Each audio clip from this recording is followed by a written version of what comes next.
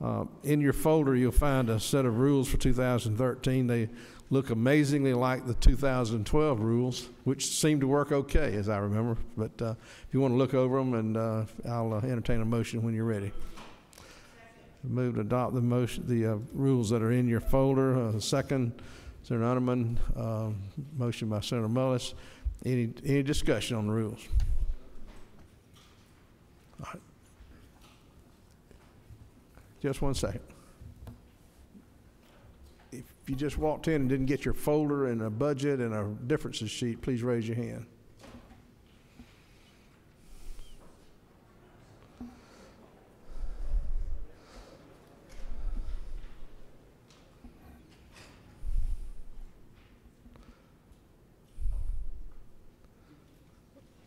Okay, senators, do y'all have a budget as well in front of you? Okay, good deal. Everybody has everything.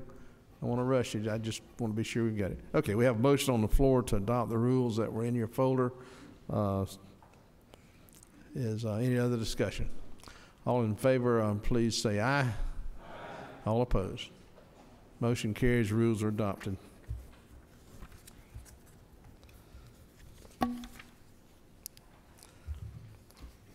I'm going to call HB 105 up. It's the amended budget for 2013. And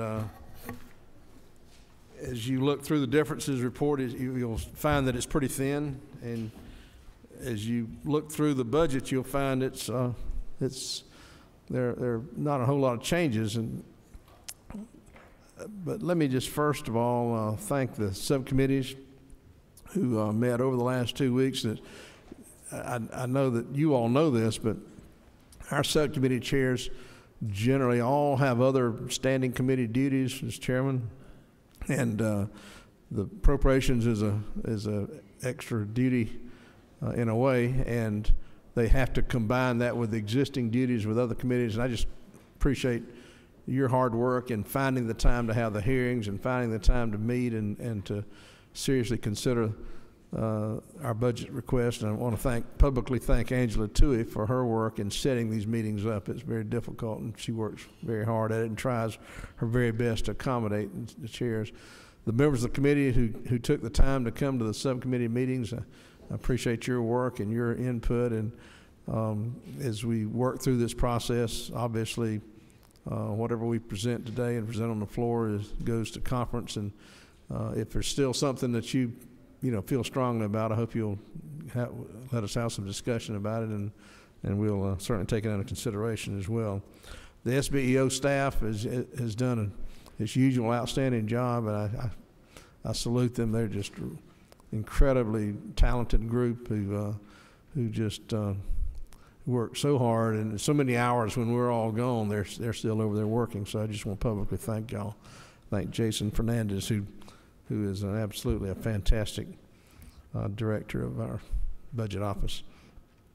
The FY 2013 budget is essentially flat from the budget that we passed back in March of 2012. It's about $19.3 billion. A lot of changes, a lot of ebb and flow to get back to the $19.3 billion, though. Part of that is because of declining revenue trends. For the 5 months before December's report, state revenues were only growing at about 4%. That's up a little bit since then, but when the governor produced the budget, that he was looking at a growth rate of some 1% below what the growth rate that was expected in the budget that we had passed.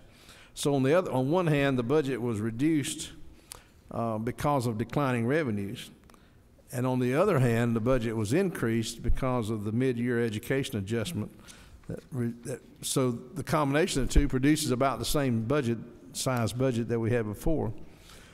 In addition, the Medicaid hole that we heard all about, and other needs that we had in this amended budget were filled from 3 or 4 sources: debt service savings of about $140 million, the mortgage settlement funds, which were reappropriated, and then cuts to departments, which included some $83 million in cuts to regents and technical colleges. So in this budget, you'll find very few increases, and not many restorations of cuts either. But as the House did, and I think they did a good job, our Senate subcommittees tried to prioritize and to restore cuts to vital state services where we could. The largest adjustment and change is, of course, the mid-year education adjustment for growth in the K-12 education budget. It's an entry in the budget totaling $167.2 million. It includes, along with the mid-year growth adjustment, it includes $8.4 million for charter system supplements and $3 million based on the special needs scholarships adjustments. Also includes a charter school funding as well. Other highlights in this budget, and it won't take long to go over the highlights of it, mostly restorations. One of the things we heard a lot about was the pretty high cut to school nutrition programs.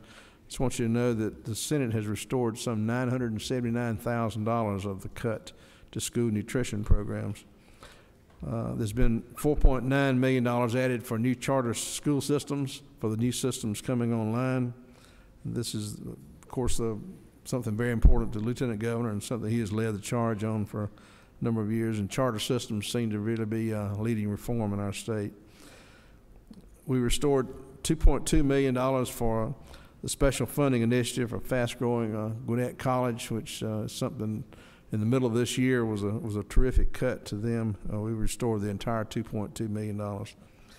We agreed with the House to restore some $511,000 in funds for hypertension services in the Department of Public Health.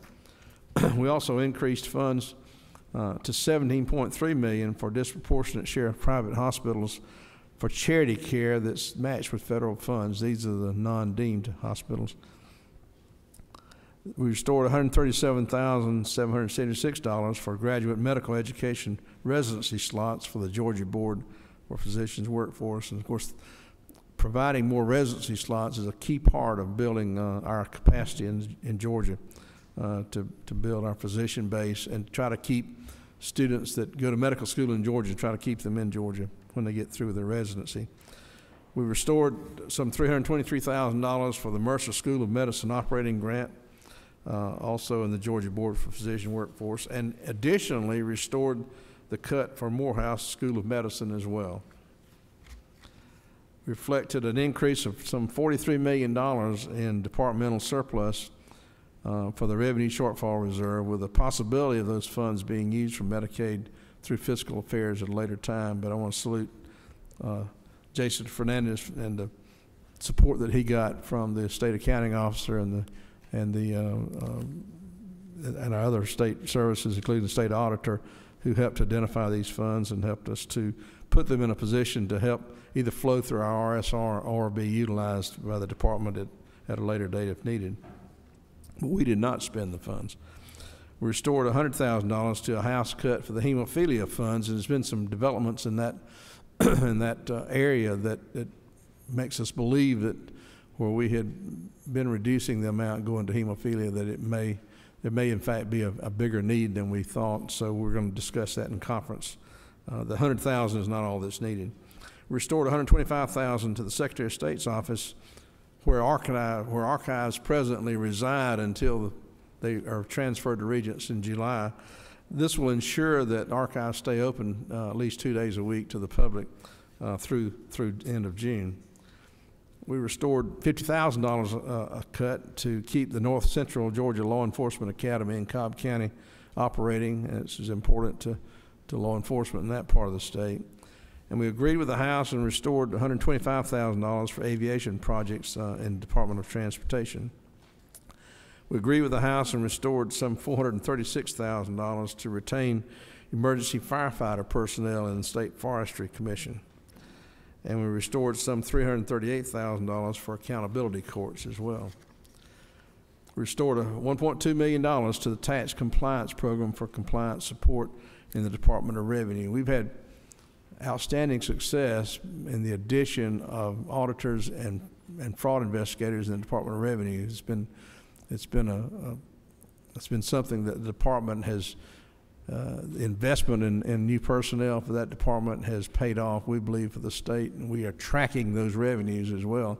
We think right now to cut those auditors is not a timely thing to be doing right now. So we restored that 1.2 million. Ladies and gentlemen, that actually covers almost all of the what I would consider, if not highlights, of the important points of the amended budget. As I said, there's not a lot of changes, as you can see in your differences sheet there.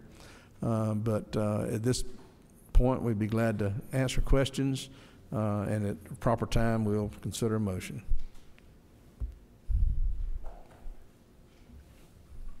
So do we have questions? We have subcommittee chairs here as well if there's a question I can't answer.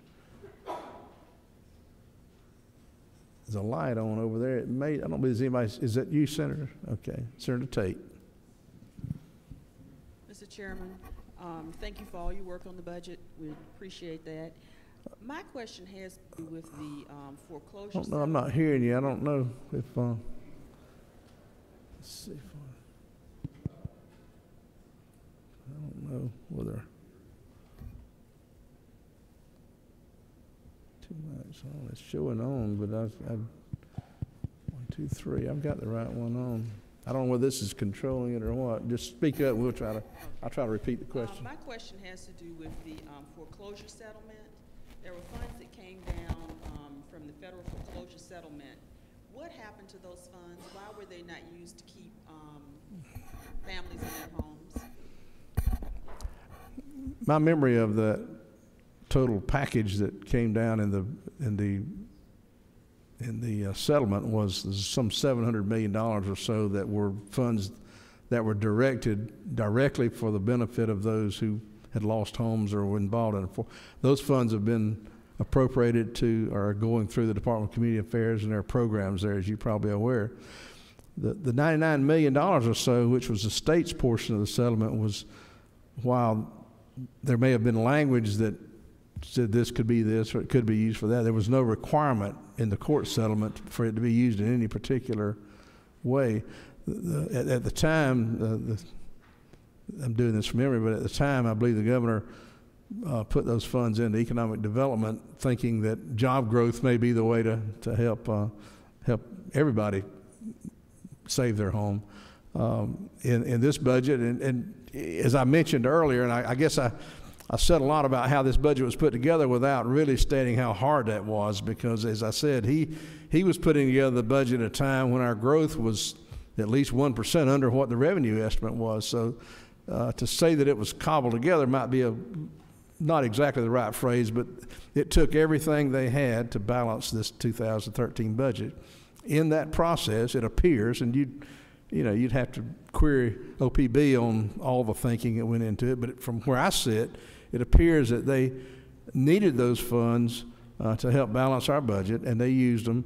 At the same time, they appropriated new funds for REBA, which is the Economic Development Initiative in the Department of Community Affairs, and for One Georgia as well, and have announced plans to appropriate additional funds in the future. So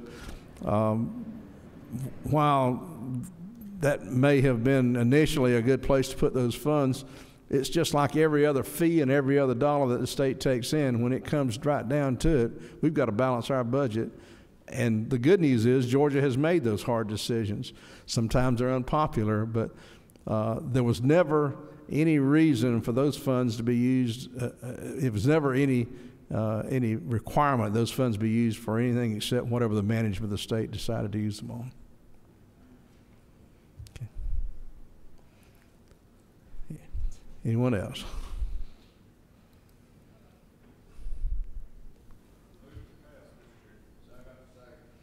Have a motion, Senator Mullis, and a second, Senator Murphy. That 2013 amended budget, House Bill 105, pass as amended in the Senate. Any other discussion on that? Okay, all in favor, please raise your hand. Okay.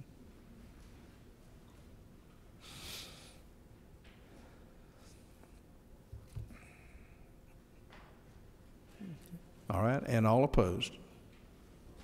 I do not see an opposed vote. Thank you very much, ladies and gentlemen. Appreciate your indulgence.